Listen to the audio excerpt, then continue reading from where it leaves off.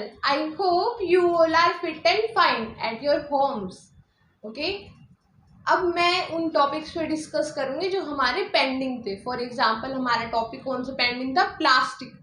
कौन से चैप्टर का? सिंथेटिक फाइबर्स वाले चैप्टर का. Synthetic fibres and plastics. ठीक है, तो हमारे जो सिंथेटिक फाइबर वाला टॉपिक था वो कंप्लीट हो गया था और जो हमारा प्लास्टिक्स वाला टॉपिक था वो अभी पेंडिंग था. तो हम उसी से स्टार्ट करते हैं. अब कुछ बच्चों की रिक्वेस्ट आई थी कि मैम प्लीज़ आप बुक में से लाइन टू लाइन मीनिंग भी समझा दिया करो, तो मैं वो भी समझा दूंगी. No problem. ठीक है, हम बोर्ड पे भी समझ लेंगे, साथ साथ हम बुक में से लाइन टू लाइन मीनिंग भी समझ लेंगे. ठीक है. अब कुछ बच्चे पूछेंगे कि कौन सी बुक फॉलो करते हो मैम, तो मैं बता देती हूँ कि लखमीर सिंह की बुक है. लखमीर सिंह की बुक है क्लास 8th के लिए. उसमें चैप्टर नंबर 3 चल रहा है सिंथेटिक फाइबर्स एंड प्लास्टिक्स, और हमारा जो अब टॉपिक स्टार्ट होगा वो है प्लास्टिक्स. सिंथेटिक फाइबर्स का टॉपिक ऑलरेडी मैंने अपलोड किया हुआ है. Okay, now let us start. Yes students, open your page number 49. अपनी बुक में 49 पेज नंबर ओपन कर लो. ठीक है, 49 पेज नंबर ओपन करो. यहाँ पे टॉपिक दिया हुआ है प्लास्टिक्स. सबको दिख रहा है टॉपिक प्लास्टिक्स. इसके अलावा मैं आपको इमेजेस भी अपलोड कर दूंगी. अगर आपके पास बुक अवेलेबल नहीं है तो बुक का लिंक भी डाउनलोड कर लेना वहाँ से. ठीक है, बुक का लिंक भी अवेलेबल करवा दूंगी PDF फॉर्म में. ठीक है, तो हमारा जो टॉपिक है वो है plastics. We use large number of articles. हम बहुत सारे आर्टिकल्स यूज करते हैं जनरली जो प्लास्टिक्स के बने होते हैं. तो हम यहाँ राइट डाउन कर लेते हैं हमारा कौन सा टॉपिक चल रहा है. प्लास्टिक. इस लेक्चर में हम ये समझेंगे कि प्लास्टिक होता क्या है, प्लास्टिक के यूजेस क्या क्या होते हैं और कौन कौन से टाइप के प्लास्टिक हम यूज करते हैं, कहाँ कहाँ हम यूज करते हैं. ठीक है, अब इसके बाद जो आएगा वो है 2 टाइप के प्लास्टिक्स के बारे में. उसको भी हम डिटेल में पढ़ेंगे. इस लेक्चर में हुआ पॉसिबल तो इसी लेक्चर में पढ़ेंगे, नहीं तो हम नेक्स्ट लेक्चर में भी इसको डिस्कस करेंगे.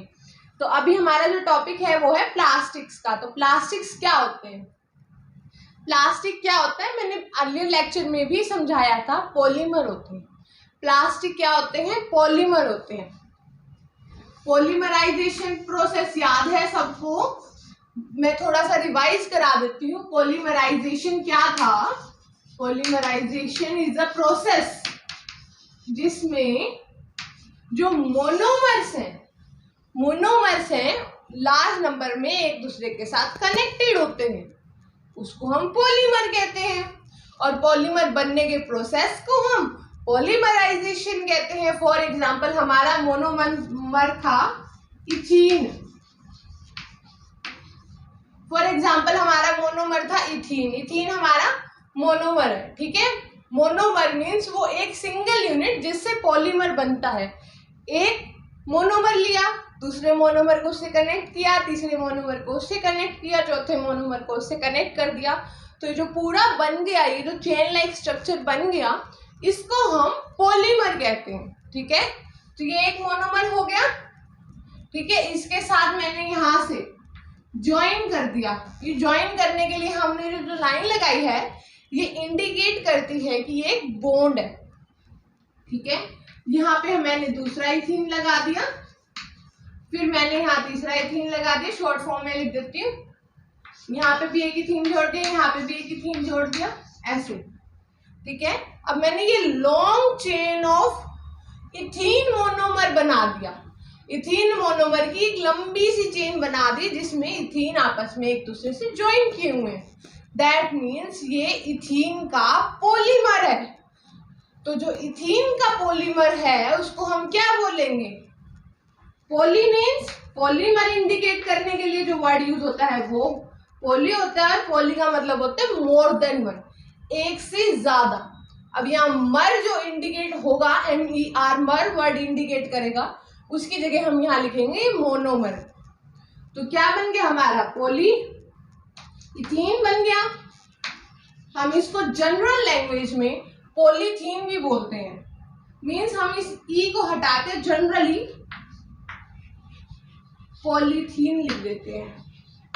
अब पॉलीथीन तो सबको पता होंगे, प्लास्टिक बैग्स को पॉलीथीन कहते हैं, ठीक है। इसको लोकल लैंग्वेज में पन्नी भी बोलते हैं, मोमजामा, पॉलीथीन, अलग अलग चीजें बोलते हैं, ठीक है। तो उसी पॉलीथीन की बात हो रही है, वही प्लास्टिक बैग्स की बात हो रही है। वो कैसे बना है? वो कैसे बना है? इथीन के बहुत सारे मॉलिक्यूल्स को एक साथ लॉन्ग चेन में जोड़ने के बाद वो बना है, और इस प्रोसेस को क्या बोलते हैं? पॉलीमराइजेशन। इस पॉलीमराइजेशन प्रोसेस से प्लास्टिक बनता है। समझ आया? जैसे ही सिंथेटिक फाइबर्स बनते थे, पॉलीमराइजेशन प्रोसेस से बनते थे, सिमिलरली प्लास्टिक भी पॉलीमराइजेशन प्रोसेस से ही बनता है, ठीक है। पर जो प्लास्टिक का एक्सट्रैक्ट है वो हम कहाँ से लेते हैं? पेट्रोलियम से लेते हैं। प्लास्टिक का जो एक्सट्रैक्ट है वो हमने पेट्रोलियम से लिया होता है, ठीक है। इसीलिए प्लास्टिक को पेट्रो कंपाउंड्स या पेट्रोकेमिकल्स भी कहते हैं। क्या कहते हैं? प्लास्टिक को पेट्रो कंपाउंड्स या पेट्रोकेमिकल्स भी कहते हैं प्लास्टिक को। क्लियर है इतना? तो अब समझ में आया प्लास्टिक बनता कैसे है, प्लास्टिक का मीनिंग क्या होता है, ठीक है। और कहाँ से ऑब्टेन किया था ये? कहाँ से ऑब्टेन करते हैं ये? पेट्रोलियम से ऑब्टेन करते हैं। क्लियर है इतना? इसलिए इसको पेट्रो कंपाउंड्स या पेट्रोलियम भी कहते हैं। इसकी जो प्रॉपर्टीज है, मतलब कुछ प्रॉपर्टीज सिमिलर है सिंथेटिक फाइबर से, नॉट ऑल बट कुछ प्रॉपर्टीज इसकी सिमिलर है, ठीक है। अब हम इसके आगे पढ़ते हैं। तो हमारे जो नेक्स्ट लाइन है, हम इसको अच्छे से book line to line reading भी करनी है, तो हम यहाँ से कंटिन्यू करते हैं। We use a large number of articles made up of plastics in our daily life. Means कि हम बहुत सारे प्लास्टिक्स का मतलब आर्टिकल्स का यूज करते हैं अपनी डेली लाइफ में। हम बहुत सारे प्लास्टिक का यूज करते हैं अपनी डेली लाइफ में। बहुत सारे प्लास्टिक के आर्टिकल्स कौन कौन से हो सकते हैं? बहुत सारे। आसपास देखोगे अपने रूम में जहाँ बैठ के आप पढ़ रहे हो, वहां पर भी आपको प्लास्टिक के बहुत सारे आर्टिकल्स मिल जाएंगे, ठीक है। नेक्स्ट लाइन इज, देखो यहाँ पे पेज नंबर मैं दोबारा बता देती हूँ, 49 पेज पे हम टॉपिक पढ़ रहे हैं प्लास्टिक्स, ठीक है। और अगर आपके पास बुक नहीं है, बुक नहीं खरीदी है, तो मैं आपको बुक का लिंक भी डिस्क्रिप्शन बॉक्स में डाल दूंगी, वहां से पीडीएफ को डाउनलोड कर लेना और ऑनलाइन पढ़ लेना वहां से, ठीक है। Some of the articles made up of plastic, जिसमें हमारे जो कुछ आर्टिकल्स हैं वो प्लास्टिक के बने हुए होते हैं, जिसको हम डेली लाइफ में यूज करते हैं। उसके एग्जांपल दिए हुए हैं। वाटर बॉटल प्लास्टिक की होती है जनरली हम जो यूज करते हैं। मेटल्स की भी होती है जो कॉमनली हम यूज करते हैं, वो प्लास्टिक की होती है। Buckets, mugs, water tanks, pipes, ऐसे बहुत सारे इक्विपमेंट्स हैं, सबके एग्जांपल्स दिए हुए हैं, ठीक है। प्लेट्स, चेयर्स, टेबल्स, बहुत कुछ है। इसके बाद हम बढ़ते हैं आगे। बसेस में भी, ट्रक्स में भी, स्कूटर्स में, ट्रेन में, एरोप्लेन में, शिप में, स्पेसक्राफ्ट में, इन सब चीजों में प्लास्टिक का यूज होता है बनाने में, ठीक है। प्लास्टिक कितनी अच्छी और इतनी ज्यादा यूजफुल है, इतनी अच्छी प्रॉपर्टीज है कि हम प्लास्टिक का यूज करते हैं। नेक्स्ट इज, हम प्लास्टिक इज अ, अब हम पढ़ते हैं मेन जो लाइन है, मेन जो हमारी डेफिनेशन है। अ plastic is a synthetic fibre which can be moulded into desirable shape when soft and hardened to produce durable articles। means ये एक ऐसा सिंथेटिक मटेरियल है। सिंथेटिक मीन्स जो मैन मेड है, सिंथेटिक मीन्स जो मैन मेड है। Means plastic एक synthetic अब यहाँ ध्यान देना, हमने सिंथेटिक फाइबर नहीं बोला है, हमने सिंथेटिक मटेरियल बोला है। मटेरियल है यानी मैन मेड मटेरियल है। प्लास्टिक एक मैन मेड मटेरियल है जिसको हम हीट करके गरम कर लेते हैं। गरम करके क्या करते हैं? सॉफ्ट कर देते हैं, या फिर अलग अलग मेथड से हम उसको सॉफ्ट करते हैं। सॉफ्ट करने के बाद उसकी हम शेप चेंज कर सकते हैं। हम उसकी शेप चेंज करने के बाद ड्यूरेबल प्रोडक्ट्स में, जिसका मतलब हम लंबे टाइम तक उसका यूज कर सके। फॉर एग्जाम्पल रिसाइकलिंग, हम क्या करते हैं उसमें, हमने जो वाटर बॉटल्स यूज की थी या जो भी हमने प्लास्टिक प्रोडक्ट यूज किया था वो यूजलेस हो चुका है, अब हम उसको और यूज नहीं कर सकते, तो हम क्या करते हैं? हम उसको कबाड़ी को दे देते हैं, यही करते हैं ना। तो वो क्या करता है, वो इसको इंडस्ट्रीज में भेज देता है। वो क्या करती है इंडस्ट्रीज, इसका रिसाइकिल करती है, मीन्स इसी को ही सॉफ्ट करके, इसी प्लास्टिक को दोबारा उससे न्यू फ्रेश प्लास्टिक बनाते हैं। और वो हमारे को जैसे प्लास्टिक की बोटल्स बना दी न्यू फ्रेश, और उसी में ही हमें अब वो नया प्लास्टिक हो गया, मीन्स हमें रिसाइकिल हो गया वो प्लास्टिक। ठीक है, तो प्लास्टिक की एक स्पेशल प्रॉपर्टी है जिसको हम रिसाइकिल कर सकते हैं, और ये एक सिंथेटिक मटेरियल है। क्लियर है? नेक्स्ट लाइन पे बढ़ते हैं। हमारी जो नेक्स्ट लाइन है, दैट मीन्स प्लास्टिक का सीधा सीधा मीनिंग होता है इजी टू मोल्ड, मीन्स हम इसकी इजीली शेप चेंज कर सकते हैं, easy to mould. Like synthetic fibres, बिल्कुल सिंथेटिक फाइबर्स की तरह, इसमें लिखा हुआ है लाइन में लाइक सिंथेटिक फाइबर्स, बिल्कुल सिंथेटिक फाइबर्स की तरह, because these are also product of polymerisation, क्योंकि ये भी पॉलीमराइजेशन प्रोसेस से बने हैं, इसीलिए। क्लियर है इतना? सिंथेटिक फाइबर्स भी पॉलीमराइजेशन प्रोसेस से बने थे, प्लास्टिक्स भी पॉलीमराइजेशन प्रोसेस से ही बनते हैं। ठीक है, नेक्स्ट इज इसके एग्जाम्पल बहुत सारे हैं। पॉलीथीन, पॉलीविनाइल क्लोराइड, पीवीसी भी बोलते हैं जिसे, मेलामाइन, टेफ्लॉन, हम इसका बहुत यूज करते हैं, बट एज इट इज आपको शायद नाम से याद नहीं होगा कि हमने इसका कहाँ यूज किया है। हमने तो सुना ही पहली बार है, लेकिन हम इसका बहुत यूज करते हैं। इसके एग्जाम्पल्स अभी देखोगे तब तुमको पता चलेगा। तो सबसे पहले हम पढ़ते हैं पॉलीथीन के बारे में। तो पॉलीथीन के बारे में मैंने अभी बताया कि पॉलीथीन कैसे बनता है। इथीन मोनोमर को रिपीटेडली ज्वाइन कर देते हैं, मीन्स इथीन को ही ज्वाइन अगेन। तो मोनोमर है, अगेन एक और मोनोमर, अगेन एक और मोनोमर, मोनोमर। तो जब ये सारे मोनोमर्स ज्वाइन हो जाते हैं तो क्या बनाते हैं, पॉलीमर बनाते हैं। और वो पॉलीमर का नाम देखो, इथीन मोनोमर है तो पॉली के पीछे इथीन लगा दो तो ये इथीन का पॉलीमर बन जाएगा। तो यहाँ पे ई है ना, ये तो इसका जो साइंटिफिक नेम है वो है, लेकिन हम जो जनरली बोलते हैं हम इसको पॉलीइथीन नहीं बोलते हैं, हम जनरली बोलते हैं एक्सक्यूज मी एक पॉलीथीन मिलेगा, थीन बोलते हैं, ना कि इथीन बोलते हैं। तो यहाँ पे ई नहीं लिखा हुआ है, ये जनरल लैंग्वेज में हम इसको बोलते हैं। ठीक है, तो अगर कोई पॉलीथीन बोले और पॉलीथीन बोले दोनों एक ही बात है, दोनों में कोई डिफरेंस नहीं है ज़्यादा। ठीक है, इसके बाद ये हमने पढ़ लिया। अब इसका यूज कहाँ कहाँ होता है अब उसके बारे में पढ़ेंगे। नेक्स्ट लाइन में इसके यूज के बारे में बताया हुआ है, इसका यूज कहाँ कहाँ होता है।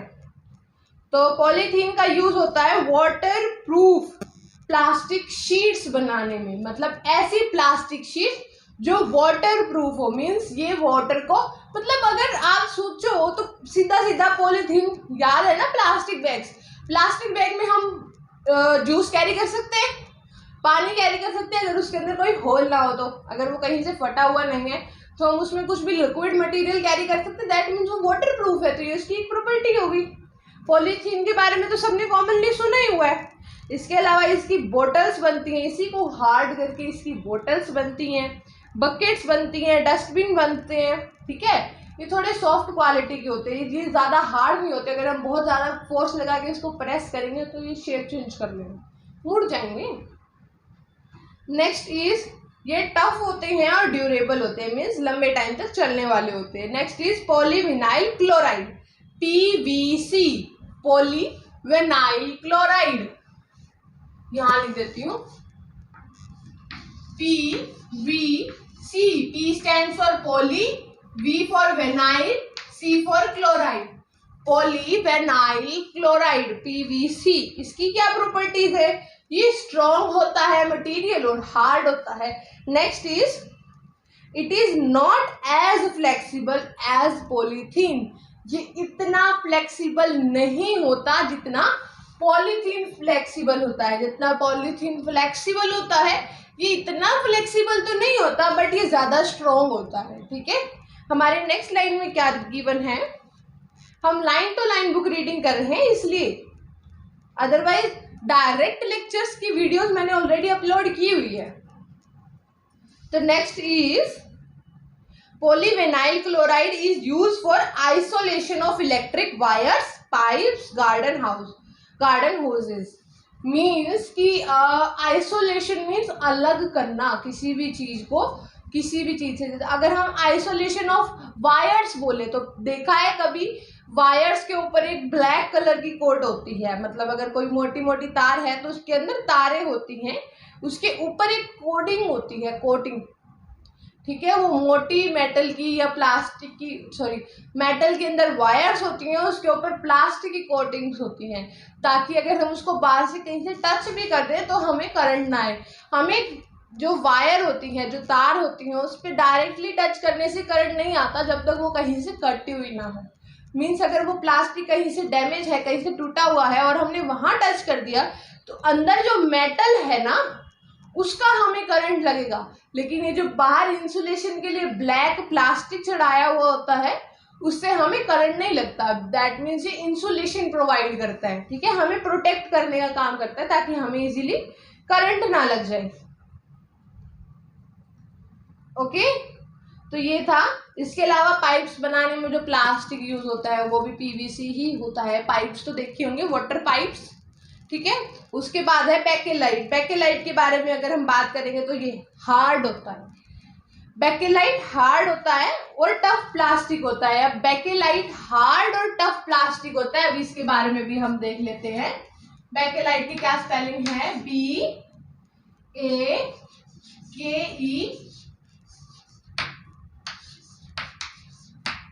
बेकेलाइट, क्लियरली विजिबल है। ये हार्ड और टफ प्लास्टिक होता है, ये हार्ड प्लास्टिक होता है और टफ होता है, ठीक है।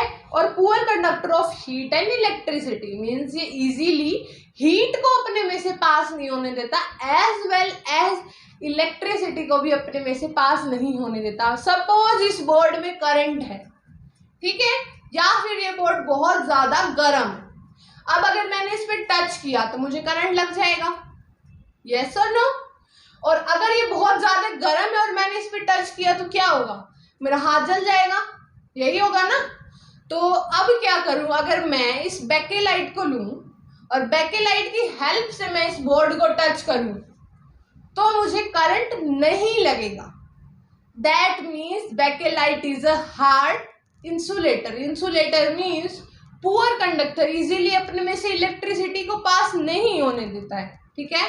ऐसे ही अगर ये गर्म भी है तो भी अगर मैंने बेकेलाइट लेके इसको काफी देर तक होल्ड किया है, यहाँ पे suppose this is a bakelite and मैंने इसको ऐसे टच किया है, तो क्या मुझे गर्म लगेगा? नहीं लगेगा, क्योंकि ये पुअर कंडक्टर ऑफ हीट भी है और पुअर कंडक्टर ऑफ इलेक्ट्रिसिटी भी है। किसकी बात हो रही है यहाँ पे? बेकेलाइट की बात हो रही है। हम बेकेलाइट के बारे में पढ़ रहे हैं, ठीक है। और इसके क्या क्या इसकी स्पेशल क्वालिटीज होती हैं। जो पहली क्वालिटी दी हुई है, it is a poor conductor of heat, heat का सबसे पुअर कंडक्टर है। It does not become soft on getting heated, means कि अगर हम इसको गर्म कर दे तो ये सॉफ्ट नहीं होता। अभी तक तो हमने वो प्लास्टिक पढ़े थे ना कि अगर हम इसको गर्म कर दे तो ये सॉफ्ट हो जाएगा। सपोज अगर हमने पॉलिथीन लिया है, पॉलिथीन को अगर हम गर्म कर देते तो वो सॉफ्ट हो जाता है, चिपचिप हो जाता है ना। इजीली फायर गेन भी कर सकता है अगर हम उसको फायर के कांटेक्ट में लाए तो। बट बेकेलाइट एक ऐसा मटेरियल है जो गर्म करने पर सॉफ्ट नहीं होता। Next point is bakelite is not use for making electric fitting substance, electric fitting such as electric switches, switches वगैरह बनाने में इसका यूज नहीं होता, ठीक है। मतलब स्विचेस वगैरह बनाने में इसका यूज होता है। क्यों होता है? क्योंकि ये एक ऐसा मटेरियल है जो इलेक्ट्रिसिटी को अपने में से पास नहीं होने देता, और अपने में से पास नहीं होने देगा तो यहाँ पे अगर कोई स्विच है मैं उसको टच कर दूंगी तो भी मुझे करंट नहीं लगेगा, क्योंकि वो अपने में से इलेक्ट्रिसिटी को पास नहीं होने देता। अगर वही स्विच मेटल का बना होता, मैं टच कर देती मुझे करंट लगता, ठीक है।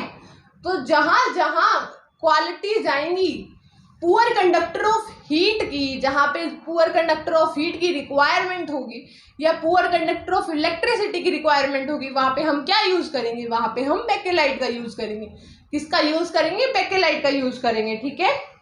तो हमारा नेक्स्ट पॉइंट है it does not become soft. ये 3 पॉइंट से poor conductor of heat, poor conductor of electricity, does not gate soft on heating, means गर्म करने पर ये सॉफ्ट नहीं होता, ठीक है।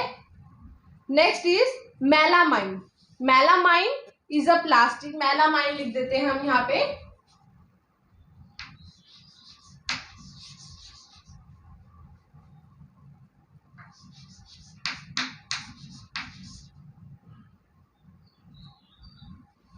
Yes, melamine is a plastic which can tolerate heat better than plastic and resist fire.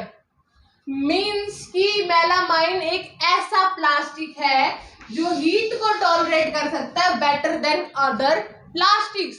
Means other plastics के comparison में हीट टॉलरेट करने की कैपेसिटी इसकी बहुत ज्यादा है। मीन्स हम कह सकते हैं फायर रेजिस्टेंट है।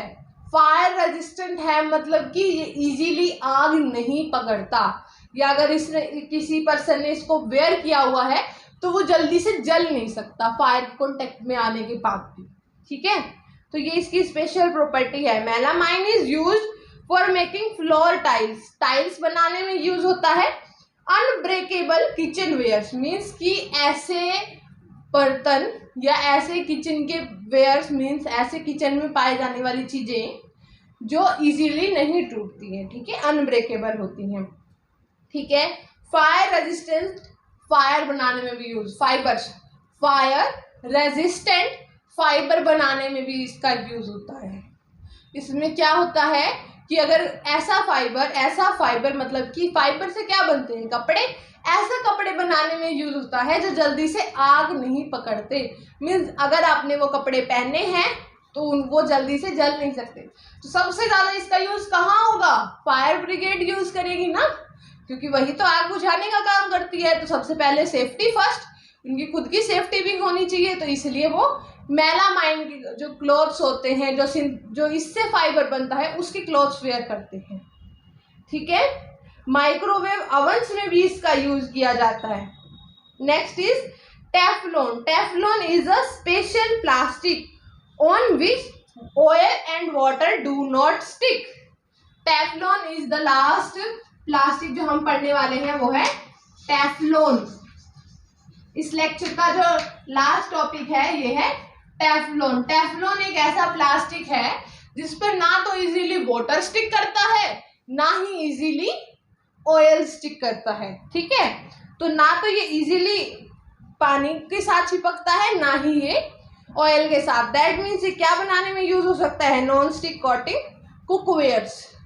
नॉन स्टिक कुकवेयर सुने हैं, non stick pan, non stick तवा, मीन्स कि अगर हम उसमें पानी डाल दें तो भी ना चिपके, और अगर हम उसमें ऑयल डाल दें तो भी ना चिपके। तो ऐसे जो बर्तन होते हैं, यूटेंसिल्स होते हैं हमारे किचन में, तो वो जो नॉन स्टिक पैन और नॉन स्टिक तवा है या नॉन स्टिक अदर प्रोडक्ट्स हैं, वो बनाने में टेफ्लॉन का यूज किया जाता है। वो सब बनाने में टेफ्लॉन का यूज किया जाता है। तो यही था हमारा टेफ्लॉन के बारे में, और ठीक है।